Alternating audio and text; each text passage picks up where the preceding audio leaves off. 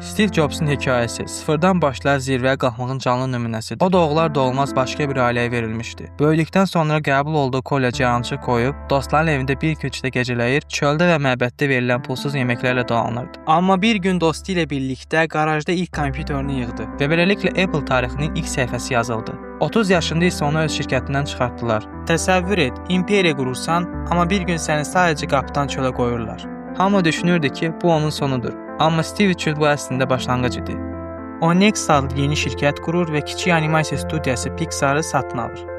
10 il keçir, Apple çökür, şirkət iflasın bir addımında dayanır. Yeganə çıxış yolu Jobs-u geri gətirmək olur və o geri qayıdır. Steve əvvəlcə iMac, sonra iPod-u, sonra isə iPhone-u yaradır və dünya bir daha əvvəl kimi olmur. O sadəcə texnologiya yaratmadı, o bir həyat tərzi yaratdı. Əgər indi əlinizdə iPhone varsa, bilin, bu cihaz bir insanın özünə sonsuz dərəcə inanmasının nəticəsidir. Sən də bu videonu iPhone-la izləyirsən, rəylərdə qeyd et.